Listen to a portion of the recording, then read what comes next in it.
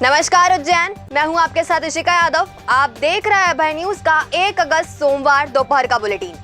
तो चलिए देखते हैं शहर की कुछ खास खबरें। इस बुलेटिन के प्रायोजक है आरके डेवलपर्स। शानदार घर खरीदें अब अपने बजट में।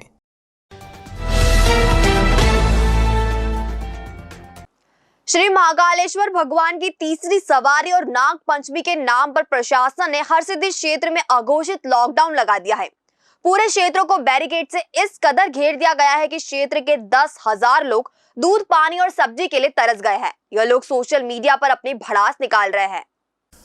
दरअसल सावन भादो मास के चलते श्री महाकालेश्वर मंदिर सहित अन्य मंदिरों में भारी भीड़ उमड़ रही है। इन श्रद्धालुओं को दर्शन कराने के लिए प्रशासन ने ऐसे इंतजाम किए हैं कि उसमें फंसकर श्रद्धालु तो परेशान हो ही रहे हैं, आसपास के रहवासियों के लिए भी मुसीबत पैदा हो गई है। हरसिद्धि क्षेत्र के पीछे स्थित योगीपुरा के रहवासी अघोषित लॉकडाउन की पीड़ा पिछले 2 दिनों से भुगत रहे हैं। हालात इस कदर खराब हैं कि यहाँ रहने वाले लोगों के घरों तक ना तो दूध वाले पहुंच पा रहे और न ही सब्जी वाले। बच्चों को स्कूल लाने और ले जाने भी नहीं दिया जा रहा है। गली के दोनों तरफ बैरिकेडिंग का रास्ता रोक दिया गया है। पिछले सोमवार को भी लोगों को इस कारण काफी समस्याओं का सामना करना पड़ा था और इस बार तो शनिवार से ही रास्ता बंद कर दिया गया है, जिसके मंगलवार को नाग पंचमी पर्व के बाद ही खोले जाने की उम्मीद है। हरसिद्धि मंदिर के पीछे रहने वाले रहवासियों ने कलेक्टर से जल्द ही समस्या का निराकरण की गुहार लगाई है। उन्होंने अभय न्यूज को गली के दोनों ओर लगे बैरिकेड की वीडियो भेजकर उनकी आवाज शासन प्रशासन तक पहुंचाने की अपील भी की है। महाकाल मंदिर के आसपास की बस्तियों में भी यही हालात हैं। कुल मिलाकर प्रशासन की बैरिकेडिंग व्यवस्था से सैकड़ों परिवार खुली जेल में रहने को मजबूर हैं। हरसिद्धि मंदिर के पीछे मैं रहता हूँ। यहाँ पर बहुत ज़्यादा समस्या आ रही है। पिछले सोमवार को भी सब दूर से बैरिकेड लगाकर लॉकडाउन जैसा कर दिया था। अभी भी आज भी सुबह से न दूध वाला आया है, नहीं किसी सब्जी वालों को आने दे रहे हैं। हम भी बाहर नहीं जा पा रहे। जो हमारे कुछ रिश्तेदार महाकाल दर्शन करने के लिए आए थे, उन्हें भी यहाँ तक आने नहीं दिया जा रहा। सुबह बच्चों को स्कूल जाना है, मुझे ऑफिस जाना है, हम कैसे जाएंगे, क्या करेंगे। सुना है कि 3 दिन तक ऐसा रहेगा, नाग पंचमी के दिन तक 3 दिन तक बिना दूध के बच्चे कैसे रह पाएंगे। बहुत समस्या आ रही है। कलेक्टर, सांसद, विधायकों से निवेदन है, इसका जल्द ही निराकरण करें। मैं योगीपुरा क्षेत्र हरसिद्धि मंदिर के वहाँ रहती हूँ। चारों तरफ से इस प्रकार के बैरिकेड्स लगे हुए हैं। न तो हम घर से बाहर जा सकते हैं और न ही आ सकते हैं। कल से न तो सब्जी वाले आए हैं, न ही दूध वाले आए हैं। हमारे बच्चे छोटे छोटे हैं, उन्हें बहुत परेशानी हो रही है। न बच्चों की स्कूल की गाड़ी कैसे आएगी। पिछले सोमवार को भी हमें बहुत परेशानी आई। सोमवार को भी पिछले ऑटो वालों को नहीं आने दिया गया। 4 बजे तक बच्चा बाहर ऑटो में घूमता रहा। ऐसी कुछ समुचित व्यवस्था की जाए कि जिससे बच्चों को और हमको कोई दिक्कत ना आए। ऐसा सुना गया है कि 3 दिन तक ऐसा ही चलेगा, तो ऐसा कैसे होगा। लोग प्रशासनिक व्यवस्था से किस कदर परेशान हैं कि वह सोशल मीडिया प्लेटफॉर्म पर अपनी पीड़ा खुलकर जाहिर कर रहे हैं। फेसबुक पर जयंत राव गौड़ ने लिखा है कि गोंड बस्ती नरसिंह घाट में पानी बंद, दूध बंद, स्कूल बस बंद, घरों से निकलना बंद, दुकान बंद, हरसिद्धि मंदिर जाने वाला मार्ग बंद, जयसिंहपुरा से चारधाम मंदिर तक जाने वाला रास्ता बंद, हरसिद्धि पाल से जयसिंहपुरा तक जाने वाला रास्ता बंद और तो और जिम्मेदारों का फोन उठाना भी बंद हो गया है।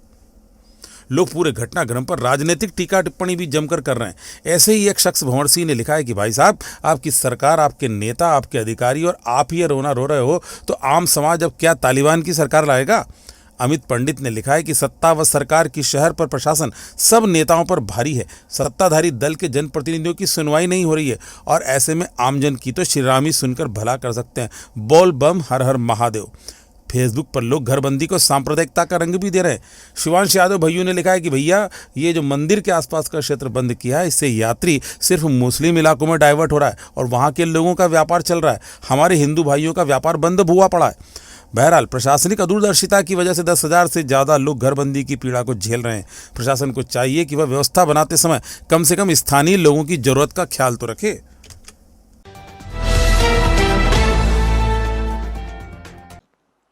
भगवान शिव के प्री सावन महीने के तीसरे सोमवार को उज्जैन में आस्था का सैलाब उमड़ पड़ा। लाखों श्रद्धालु दर्शन के लिए उज्जैन पहुंचे हैं और इसके चलते श्री महाकालेश्वर, काल भैरव, मंगलनाथ और हरसिद्धि मंदिर में भारी भीड़ उमड़ रही है।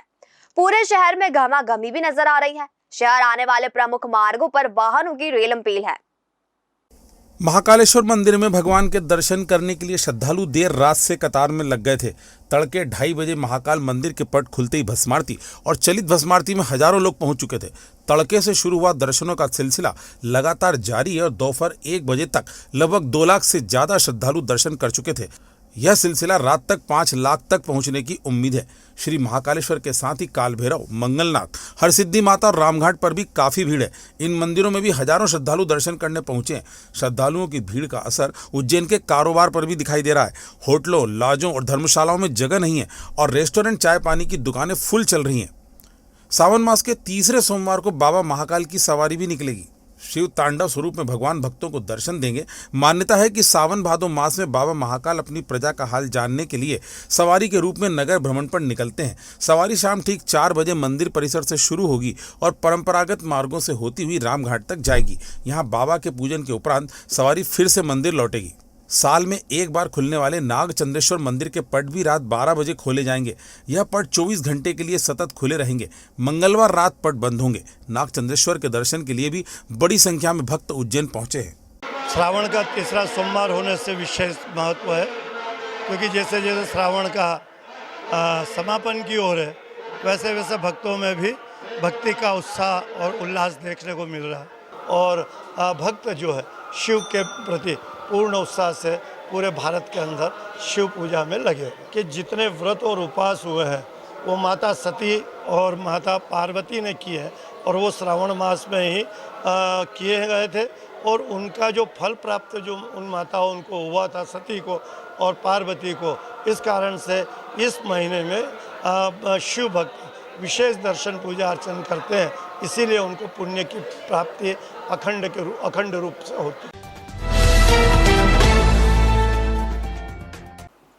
उज्जैन से जीरापुर जा रही बीके यादव ट्रेवल्स की बस निपानिया गांव के पास सामने से आ रहे पिकअप वाहन को बचाने के चक्कर में सोमवार की सुबह पलट गई।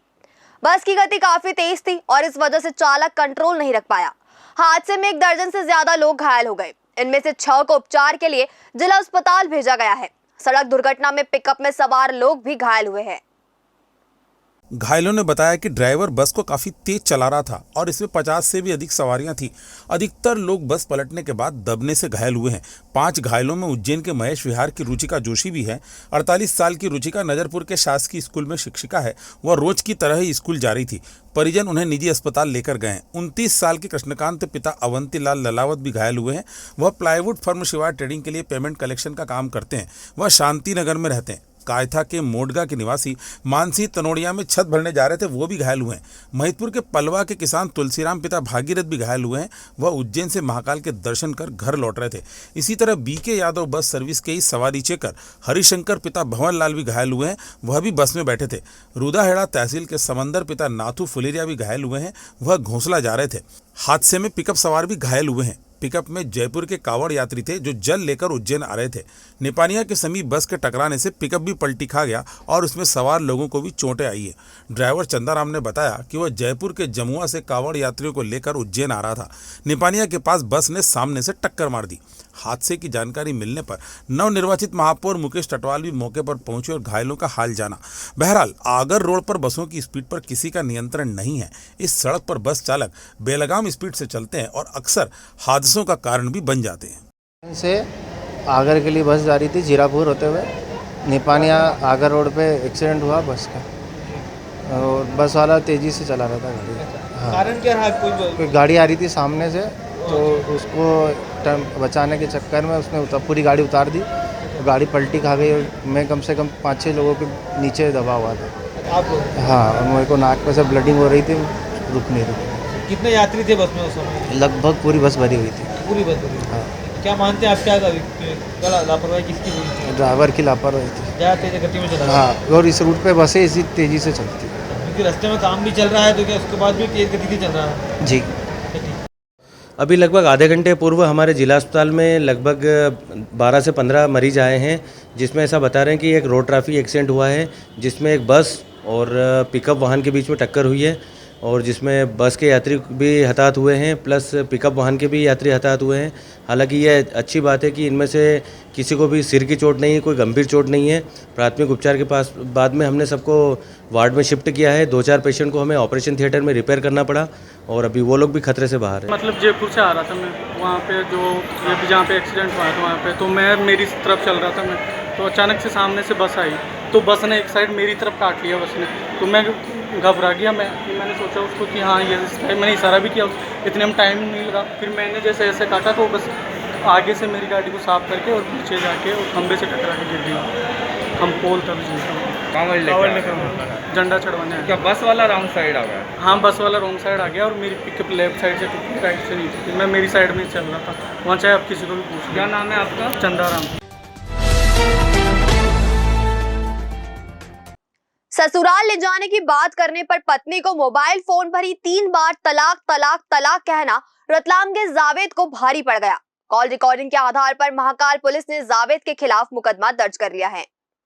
2 दिन पहले ही अभय न्यूज ने 3 तलाक की उज्जैन के कार्तिक चौक स्थित बाड़ी मोहल्ला में रहने वाली आयशा की पीड़ा को अपनी खबर में बताया था। डिलीवरी के लिए मायके आई आयशा को ससुराल ले जाने के बजाय पति जावेद ने तलाक बोल दिया था। मोबाइल पर दिए गए इस तलाक की रिकॉर्डिंग को पुलिस ने सबूत माना और जावेद बेलीम के खिलाफ मुकदमा दर्ज कर लिया है। आयशा और उसकी बहन अल्फिया की शादी रतलाम की ग्रीन सिटी में रहने वाले सगे भाई जावेद और जफर से हुई थी। अल्फिया को उसका पति जफर और ससुराल वाले परेशान करते हैं और वह तलाक का नोटिस भी दे चुके हैं। इस बात का विरोध आयशा ने किया तो जावेद ने उसे भी तलाक दे दिया। हेलो, तेरी अम्मी को फोन कर। मेरी अम्मी भी बात नहीं करी आप। तेरी अम्मी को फोन कर। नहीं कर रही मेरी अम्मी बात, जो बात कह रही है वो सुन लो। तुम्हारी तो तलाक दे रहा हूं, तलाक तलाक तलाक तेरी क्या पूरे हौसलों में स्टोर से निकलो, तलाक तलाक तलाक तलाक या अब खोल देना मेरा खुद भी। भविष्य की चिंता छोड़ो, पंडित गोविंद गुरु से नाता जोड़ो। ना कोई पैसा ना कोई फीस, बस लीजिए गुरु जी का आशीष। आज ही जाने अपनी हर समस्या का समाधान। संपर्क करें 9827030415 या 9302230415। हमारा पता 8 Alagdam colony, Save road, Ujjain.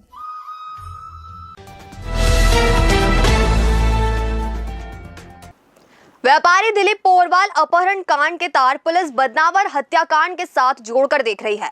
Nagda police के बाद बदनावर पुलिस भी आरोपियों से पूछताछ कर सकती है। कपड़ा व्यापारी दिलीप सावंत पोरवाल का अपहरण करने वाले हिस्ट्री शीटर बदमाशों का बदनावर की हत्या में हाथ होने की सुराग पुलिस को मिले हैं। बताया जा रहा है कि व्यापारी के अपहरण के मामले में 1.5 लाख रुपए देकर छोड़ने का समझौता भी हो गया था, लेकिन पुलिस की मुस्तैदी के चलते अपहरणकर्ताओं की योजना असफल हो गई। प्राप्त जानकारी के अनुसार व्यापारी के परिवार से 10 लाख रुपए की फिरौती हिस्ट्री शीटर गुलफाम ने मांगी जरूर थी, लेकिन बाद में वह 1.5 लाख रुपए लेकर व्यापारी को छोड़ने पर तैयार हो गया था। फिरौती की रकम लेकर दिलीप पोरवाल का आदमी दुर्गापुर क्षेत्र के लिए रवाना भी हो गया था, लेकिन पूरे मामले में निगाह रख रही पुलिस ने बदमाशों का पीछा किया और मुठभेड़ के बाद गुलफाम और उसके 2 साथियों को गिरफ्तार कर लिया। मंडी थाना प्रभारी श्यामचंद्र शर्मा का कहना है कि आरोपियों से विस्तार से पूछताछ की जा रही है। आरोपियों ने किस तरह योजना बनाकर वारदात को अंजाम दिया, इसमें किसी अन्य का हाथ है या नहीं, इन सभी सवालों का जवाब मांगने के लिए हमें 2 अगस्त तक का समय न्यायालय से मिला है। बदनावर में हुई युवक की हत्या में तीनों हिस्ट्री शीटरों का हाथ होने के सबूत बदनावर पुलिस को मिले हैं। इसके चलते बदनावर पुलिस नागदा पहुंची और तीनों से दिन भर पूछताछ की। पंचायत चुनाव की रंजिश अब सामने आने लगी है। इसी कड़ी में सुनवानी गोपाल में हेयर सैलून संचालक 2 भाइयों पर पाटीदार समाज के युवकों ने हमला कर दिया। पाटीदार समाज के अरविंद पाटीदार पंचायत चुनाव में खड़े थे। चुनाव जीतने के लिए उन्होंने वर्मा समुदाय के लोगों को काफी पैसे दिए थे, लेकिन जब रिजल्ट आया तो अरविंद पाटीदार की वर्मा बाहुल्य पोलिंग केंद्र से बुरी तरह की हार हुई। इस हार के लिए उन्होंने हेयर सैलून संचालक संजय वर्मा और जितेंद्र वर्मा को जिम्मेदार माना और उनकी दुकान पर जाकर हमला बोल दिया। अब हमले की पूरी जानकारी हम जितेंद्र वर्मा से लेते हैं। उनका नाम है दिनेश पाटीदार, उसके पिताजी का नाम है राधेश्याम, और मनोज पाटीदार, उसके पिताजी का नाम है कमल पाटीदार, और 50 लोग थे, देवेश पाटीदार, कमल पाटीदार। विवाद कुछ भी नहीं था सर, चुनाव के कारण वो लोग संगठन करके गए, वो लोग हमारी पोलिंग से हार गए। हमारी पोलिंग से 136 वोट मिले और हमारी पार्टी वाले को 290 वोट मिले, तो वो हार गए और उस विवाद के कारण उन्होंने हमारे ऊपर जानलेवा हमला करा सर। बताया ये जा रहा है कि वर्मा समाज के बूथ से वोट नहीं मिलने पर पाटीदार समाज के लोग पैसों की वसूली करने आए थे। उन्होंने मारपीट भी की। घायल संजय को कंधे और पैर में चोट आई है। बताया जा रहा है कि दबंग पाटीदार समाज के लोगों ने वर्मा समाज के मंदिर पर ताला भी लगा दिया है। और अब खबरें दे दनादन। सुर सम्राट मोहम्मद रफी साहब की पुण्यतिथि पर महाकाल गढ़वाहिनी ने गायक ज्वलंत शर्मा को रफी अवार्ड से सम्मानित किया। कार्यक्रम का आयोजन लखेरवाड़ी बम्बाखाना स्थित कैलाश टाकीज के हॉल में किया गया। पार्श्व गायक मोहम्मद रफी की याद में दूसरी बार नई पहल नई सोच के बैनर तले रफी की याद में संकुल हॉल में कार्यक्रम आयोजित हुआ। कर्म सेवा धर्म सेवा परिवार ने संस्था के 60 निष्ठावान सदस्यों का सम्मान किया। मुख्य अतिथि परमहंस डॉक्टर उदेशपुरी महाराज, महामंडलेश्वर ज्ञानदास महाराज, श्री पंचदशनाम जूना अखाड़ा नीलगंगा उज्जैन के थानापति महंत देवगिरी महाराज व महंत मोहनगिरी महाराज थे। दशनाम गोस्वामी समाज के सदस्यों ने सिद्धनाथ स्थित समाज के प्रस्तावित आश्रम की भूमि पर नीम, बादाम, पीपल, शीशम, आम, बेलपत्र आदि कई प्रजाति के पौधों का मिलकर रोपण किया। पौधारोपण में उज्जैन सहित आसपास के ग्रामीण क्षेत्रों से भी समाजजन उपस्थित रहे।